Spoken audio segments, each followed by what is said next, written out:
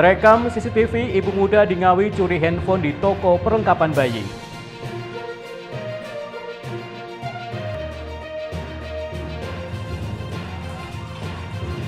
Lezatnya iga goreng, sambal terasi, dan segarnya es bunga telang khas Tuban. Assalamualaikum warahmatullahi wabarakatuh, pemirsa JTV Bojonegoro. Senang sekali saya Semi Ramadan kembali hadir menjumpai Anda di program Sketsa Pegawan untuk edisi hari ini. Selain dua informasi utama tadi, kami juga masih memiliki informasi dan juga berita menarik lainnya dari Bojonegoro dan sekitarnya. Pemirsa, mari kita ikuti Sketsa Pegawan selengkapnya.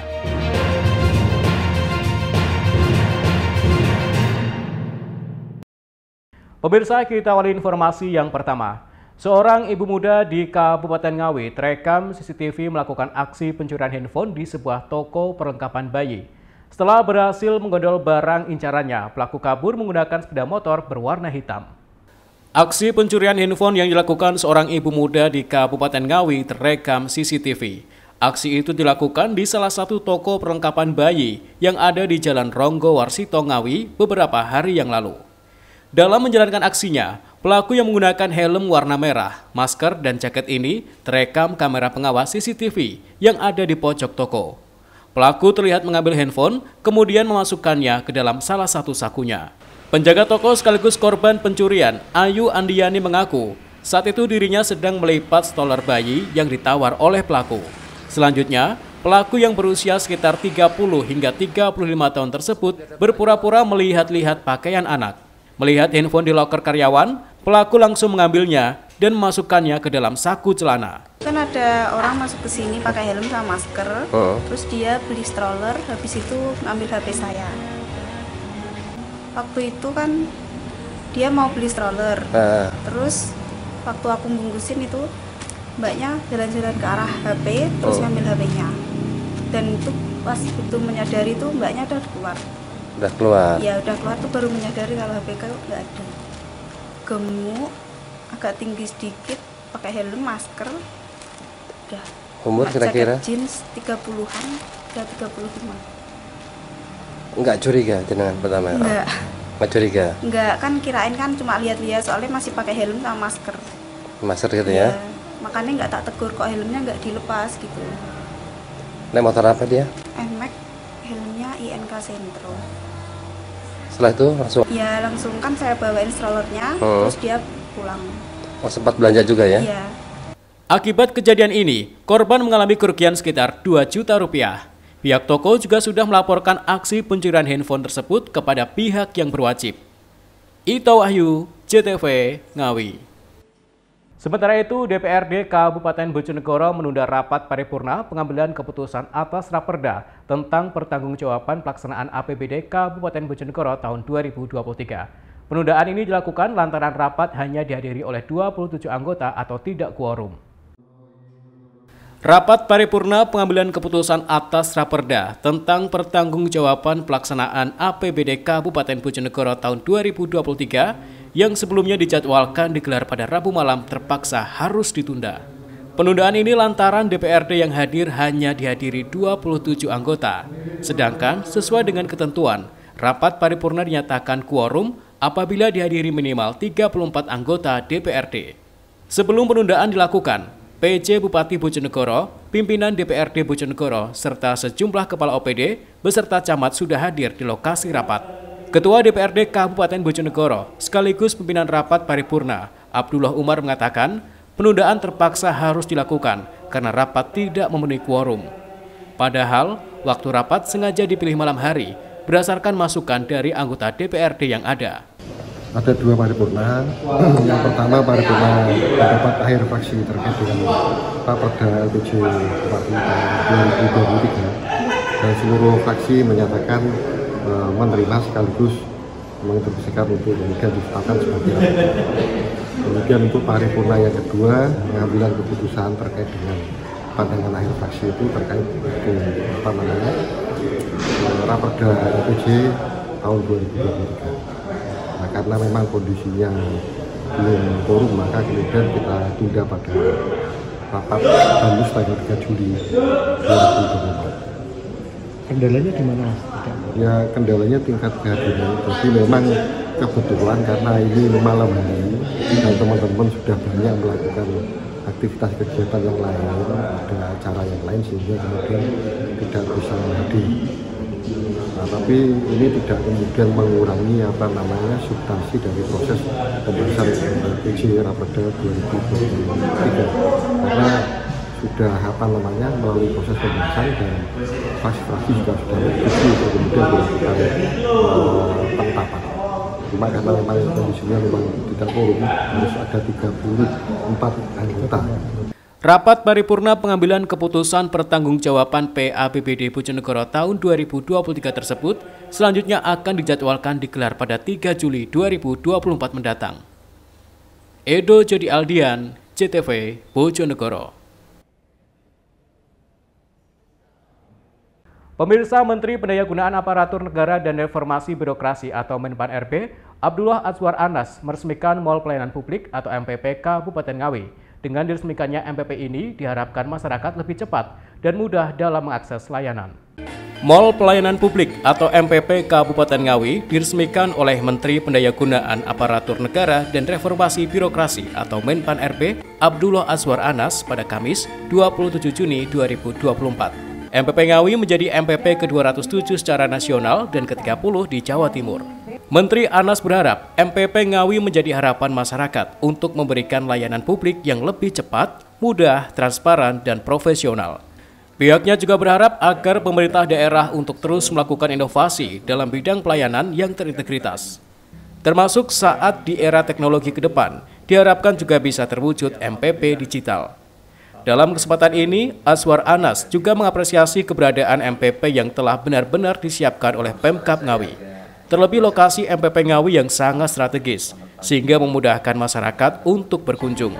Di sisi lain, MPP Ngawi ini juga terintegrasikan dengan UMKM, sehingga keberadaan UMKM juga terfasilitasi dengan baik. Pertama, saya mengapresiasi Mall Pelayanan Publik Ngawi. Saya lihat ini disiapkan dengan baik, dengan serius oleh Pak Bupati. Dan ini terlihat bagaimana mengintegrasikan antara pelayanan publik dengan UMKM. Saya kira ini keren, Pak Bupati dan Pak Wakil Bupati, Pak DPRD. Nah, dan teman-teman ini menyiapkan dengan baik. Karena tidak banyak mall pelayanan publik yang diintegrasikan dengan UMKM seperti ini. Nah, yang kedua, saya senang datang karena ini sudah diuji soft launching sudah cukup lama. Sehingga tidak saya datang baru disiapkan. Jadi sudah disiapkan. Tentu ini ada kekurangan, ada kelebihan, nanti bisa dievaluasi, bisa disempurnakan oleh Pak Bupati. Pak Bakorwil saya kira ini bagus ya, ini cukup serius menyiapkannya. Tempatnya juga di tempat strategis sehingga ini banyak dikunjungi. Seberapa efektif sih Pak semacam ini dipakai? Jadi gini, inti dari Mall Pelayanan Publik ini melatih orang untuk dipaksa mengintegrasikan layanan ke dalam satu tempat. Namanya Mall Pelayanan Publik. Jadi pengintegrasian secara fisik layanan Mall Pelayanan Publik. Nah, sekarang sudah mulai jalan, ya, mudah-mudahan ke depan ini terus bisa ditingkatkan. Ini sesuai dengan arahan Bapak Presiden. Nah, Menpan RB menegaskan pemerintah daerah yang memiliki MPP harus melakukan survei kepada publik sebagai upaya memantau kinerja pelayanan dan tingkat kepuasan publik terhadap layanan yang diberikan oleh pemerintah. Sementara berdasar data di MPP Ngawi, terdapat 39 instansi dengan 152 jenis layanan. Ito Wahyu, CTV Ngawi. Pemirsa, jangan kemana-mana, sesaat lagi akan kami hadirkan informasi terkait lezatnya iga goreng sambal terasi dan segarnya es bunga telangkas Tuban. Tetaplah di Sketsa Bengawan.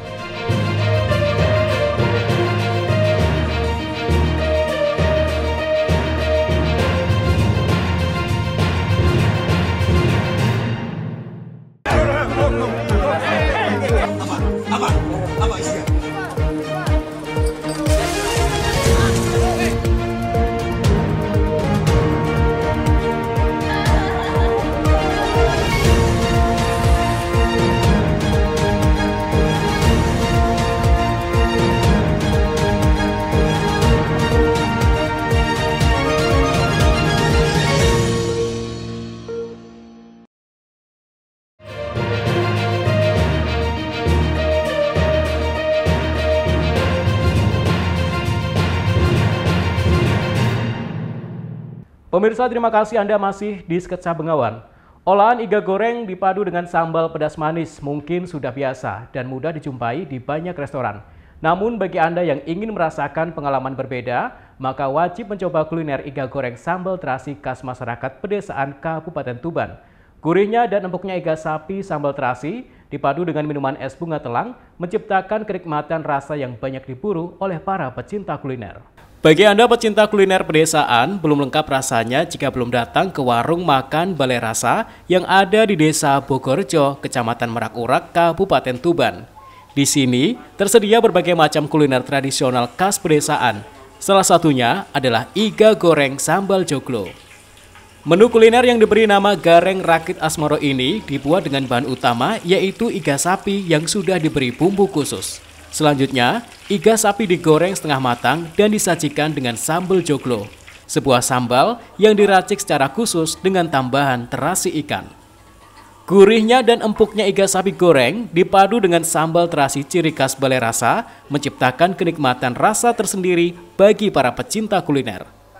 Menurut para pelanggan, menu Gareng Rakit Asmoro ini sangat cocok jika disantap dengan menu minuman Kencana Wungu, sebuah minuman yang dibuat dari ekstrak jeruk peras dipadu dengan seduhan air bunga telang. Tadi saya ini pilih menu iga goreng dengan sambal terasi dan esnya es Kencana Wungu.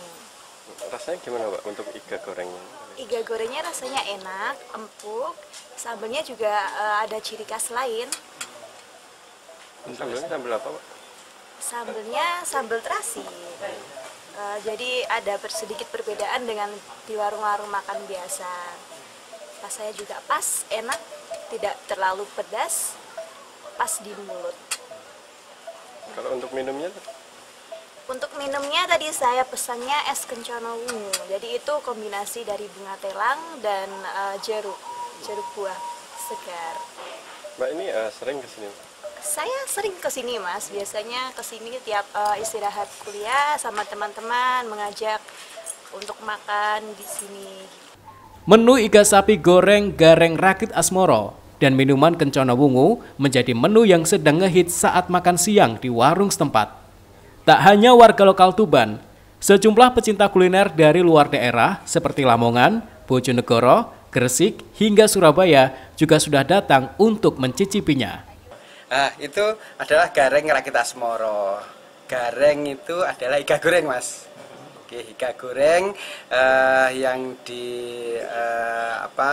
disajikan dengan sambal joglo. Nah, sambal joglo ini sambal khas dari Balai Rasa yang sangat pas dinikmati dengan iga goreng yang panas, yang rasanya empuk dan nikmat begitu Mas. Untuk minumannya tadi?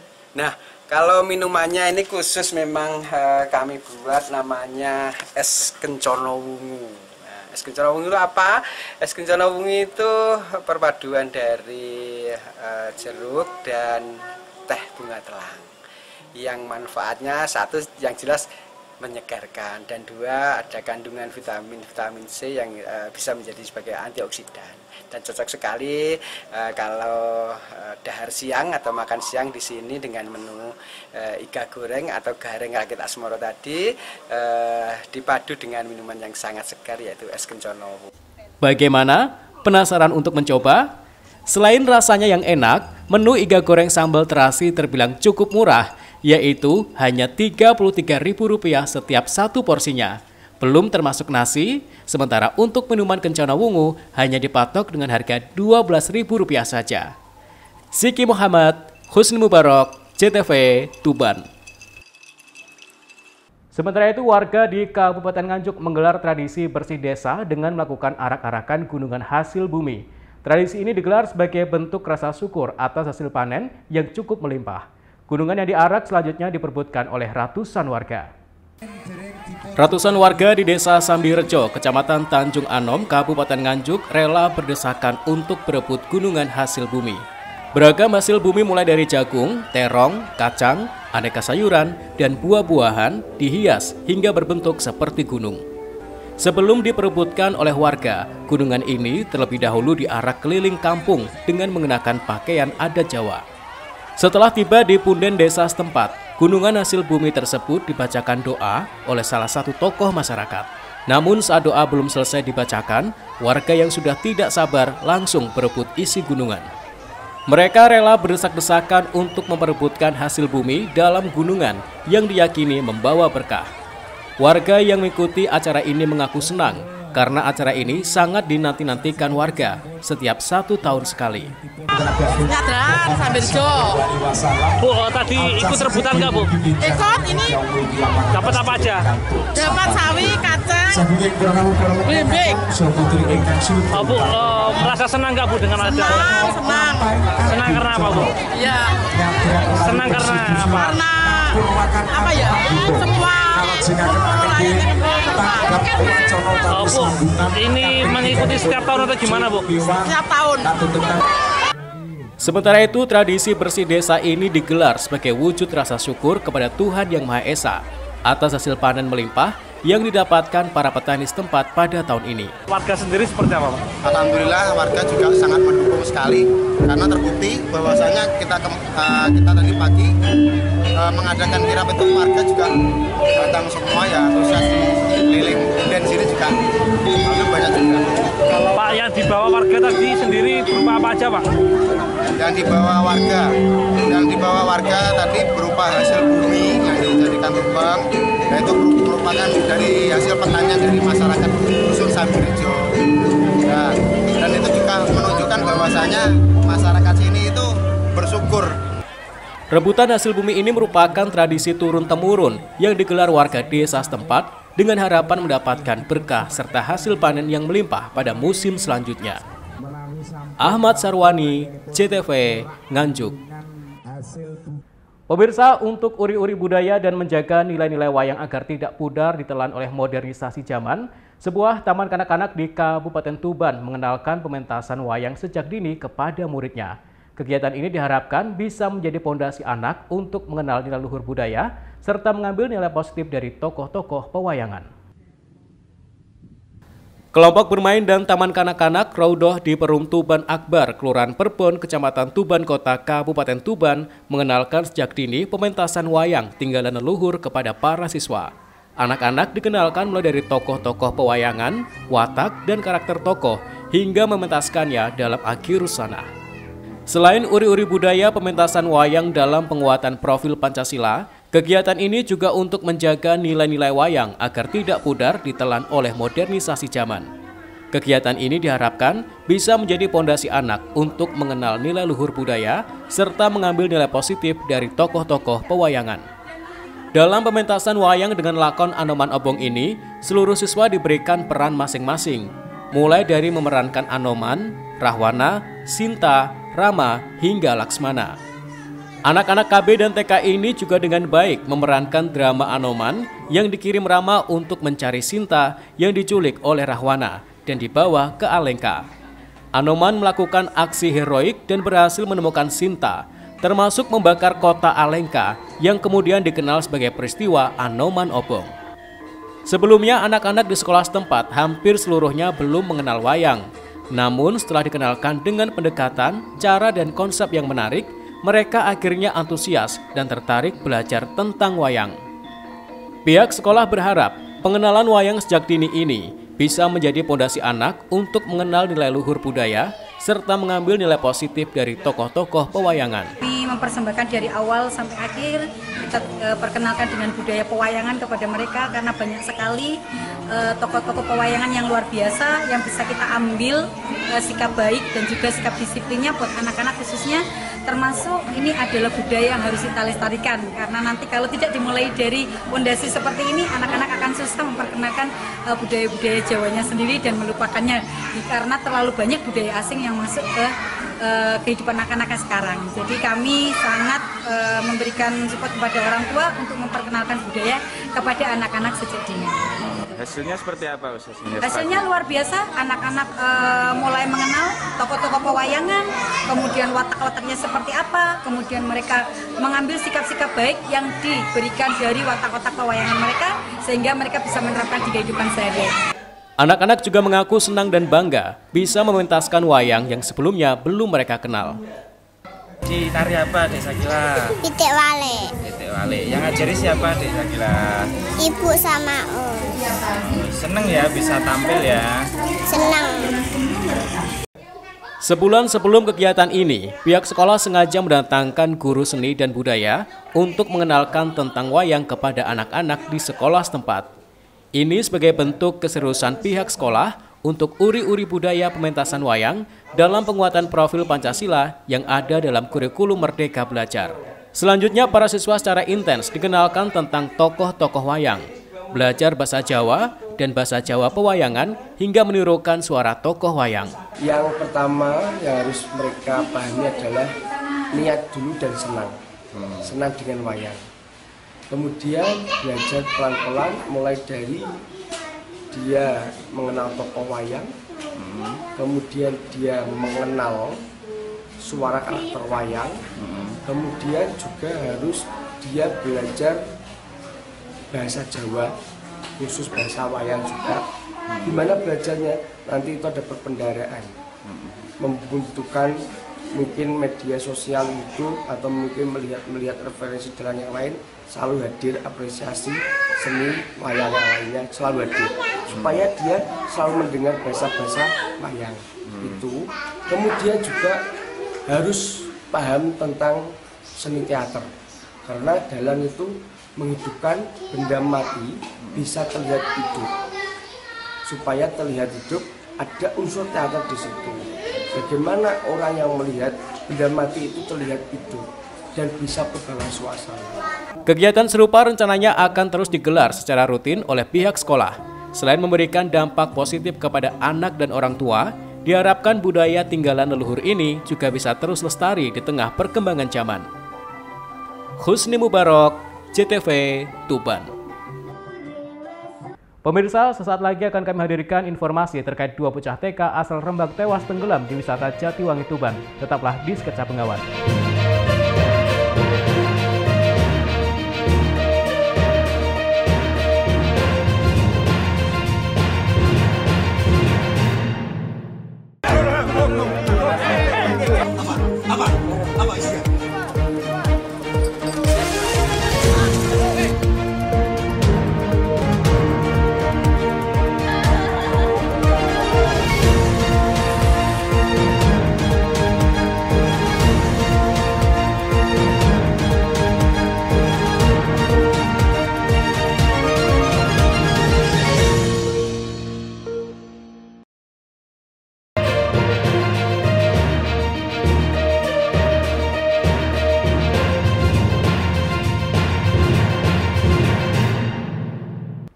Pemirsa, terima kasih Anda masih di Sketsa Bengawan.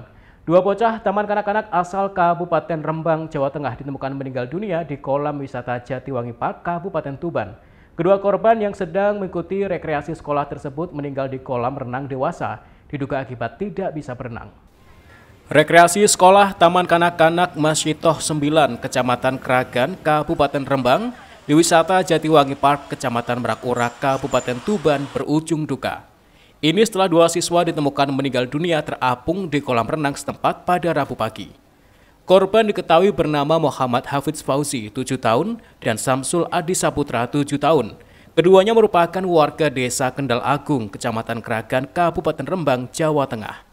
Kapolsek Merak Urak AKP Ciput Abidin mengatakan, kejadian ini bermula saat sebanyak 38 siswa sekolah TK Masyitoh 9 Kragan melakukan rekreasi sekolah bersama guru dan orang tua masing-masing. Setibanya di lokasi wisata setempat, seluruhnya melakukan makan bersama. Namun, kedua korban justru langsung mandi di kolam renang khusus dewasa yang saat itu sedang dalam proses pengisian. Diduga karena tidak bisa berenang, korban ditemukan meninggal dunia terapung di dalam kolam sedalam 1,5 meter. Jadi mereka ini adalah rombongan dari TK Masyitoh 9 Kragan ya, dengan jumlah siswa sebanyak 38 orang dalam rangka rekreasi bersama. Tadi pagi sekitar pukul 8 datang di Jatiwangi. Terus pukul 8.15 dia masuk ke wilayah rekreasi Jatiwangi.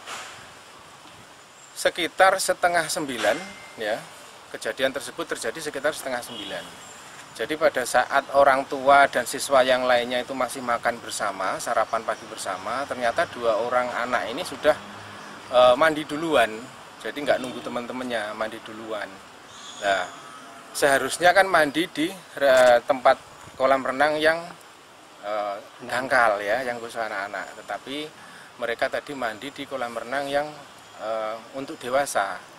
Nah, sementara tadi menurut keterangan dari pemilik kolam renang tersebut masih dalam proses pengisian pada pagi hari ini. Jadi belum penuh, masih separuh, sekitar 70 cm. Nah, mungkin diperkirakan 70 cm ini dangkal, mereka berenang, 2 orang anak ini berenang di situ, dan tiba-tiba diketahui 2 anak itu sudah mengapung. Sementara itu, pihak keluarga korban mengaku kecewa dengan pihak pengelola wisata Jatiwangi Park yang dinilai lalai dan tidak melarang anak-anak yang mandi di kolam khusus dewasa. Anak itu lari-lari ke kolam dewasa. Ya. Lah, orang tuanya yang menunggui. Nah, terus sebenarnya itu ya itu penjagaannya yang melarang. Sajane nggih Mas nggih. Nggih sajane penjagaane sing larang, penjagaan kok sing kleru niku nggih penjagaane. Iku kolam kangge dewasa kok dicemplungi anak kecil kok boleh. Mendapati laporan, pihak kepolisian langsung datang ke lokasi kejadian. Petugas langsung memasang garis polisi, melakukan olah TKP dan memintai keterangan kepada sejumlah saksi untuk mengetahui penyebab pasti kejadian ini. Selanjutnya, jasad kedua korban dievakuasi ke kamar jenazah Rumah Sakit Umum Dr. Kusma Tuban untuk diotopsi. Sementara pemilik wisata menolak dimintai keterangan terkait peristiwa ini. Ziki Muhammad, Husni Mubarak, CTV, Tuban. Sementara itu, kasus dugaan korupsi pembangunan jalan yang melibatkan 4 kepala desa di Kecamatan Padangan, Kabupaten Bojonegoro akhirnya dilimpahkan ke Kejaksaan Negeri setempat. 4 kepala desa atau kades di Kecamatan Padangan, Kabupaten Bojonegoro yang terlibat kasus korupsi pembangunan jalan di masing-masing desanya dilimpahkan ke Kejaksaan Negeri atau Kejari Bojonegoro pada Selasa 26 Juni 2024 siang.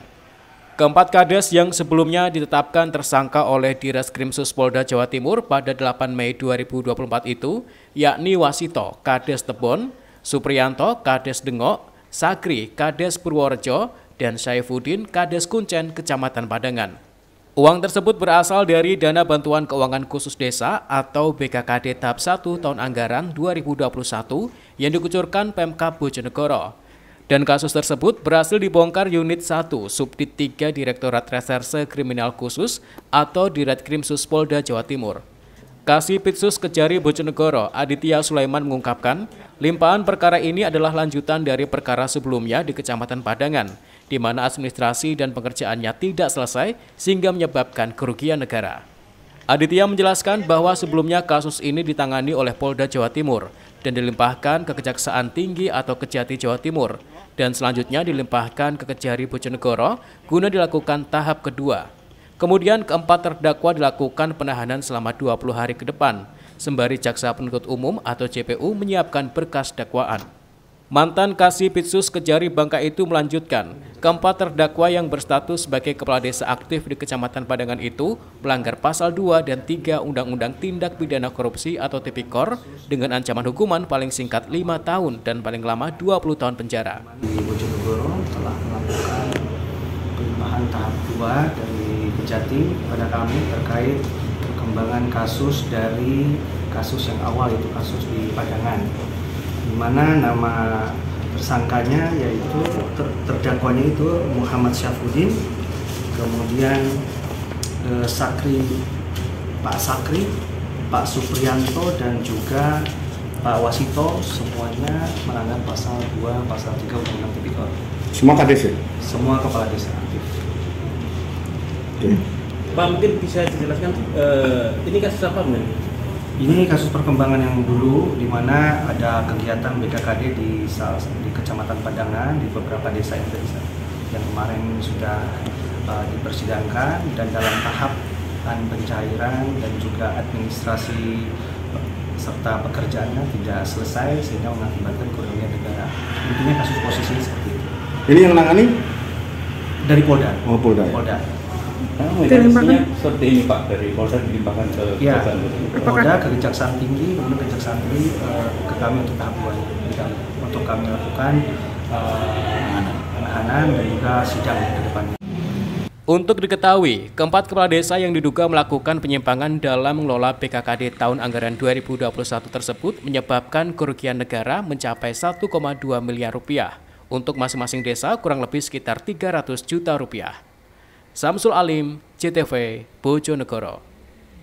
Pemirsa, suasana haru mengiringi kedatangan 1093 jamaah haji dari kloter 11, 12, dan 13 di Kabupaten Tuban. Keluarga yang menjemput jamaah haji tak kuasa untuk menahan tangis setelah 40 hari tinggal ke Tanah Suci. Sementara itu, data dari Kemenak setempat sebanyak 5 jamaah haji asal Tuban meninggal dunia. Sebanyak 1093 jamaah haji dari kloter 11, 12, dan 13 asal Kabupaten Tuban tiba di halaman Kompi Senapan C Tuban pada Selasa sore. Keluarga yang menjemput jamaah haji tak kuasa menahan tangis setelah 40 hari ditinggal ke Tanah Suci. Sementara itu, data dari kantor Kementerian Agama atau Kemenak Kabupaten Tuban, ada sebanyak 5 jamaah haji asal Tuban yang meninggal dunia dan 1 dalam kondisi kritis di rumah sakit. 5 jamaah haji yang meninggal diantaranya adalah Sutimur, warga Kelurahan Kingking, Kecamatan Tuban Kota; Masudi, warga Desa Karanglo, Kecamatan Kerek; Kaseh, warga Kecamatan Jenu; dan Umi Juriatin, warga Kecamatan Soko. Keempatnya meninggal di Tanah Suci. Sedangkan 1 jamaah lainnya atas nama Suhartati, warga Kecamatan Jenu, meninggal dunia di embarkasi Surabaya saat kepulangannya dari Tanah Suci. Selanjutnya 1 jamaah atas nama Sadi, warga Kecamatan Soko, dalam kondisi kritis saat transit di Bandara Kuala Namu, sehingga harus dirawat di Rumah Sakit Kota Medan. Yang meninggal yang ketika jamaah haji mau berangkat sebelum diberangkatkan ke Mekah, ya, itu 1 orang yang sekarang posisinya sudah meninggal karena waktu itu sudah nyampe ke bandara, kemudian didiagnosa nggak layak terbang, kemudian dirawat di rumah sakit haji, selama 6 hari, kemudian meninggal dunia. Ya, itu jamaah sebelum berangkat ke Tanah Suci. Kemudian yang meninggal di Tanah Suci ada 3 orang, kemudian meninggal setelah kedatangannya di embarkasi setelah dari Tanah Suci ada 1 orang. Jadi total jamaah haji kloter 11, 12, 13, 14 yang meninggal di tanah air maupun di Tanah Suci ada 5 orang. Sementara itu, jamaah haji yang bisa kembali tiba di tanah air mengaku bersyukur. Meski melaksanakan ibadah haji di usia senja, mereka bisa kembali pulang ke rumah dengan selamat. Alhamdulillah, sangat syukur sekali. Di sana gimana, Mbak? Di sana bahagia sekali. Sangat bahagia, Mbak. Ya. Berangkat dengan siapa, Mbak? Ya, dengan ini istri saya. Istri, ya. Mbak ini sebelumnya sudah daftar berapa tahun? 2011. 2011 sampai ya. sekarang. Dan sekarang bisa menunaikan sangat. Ya, alhamdulillah.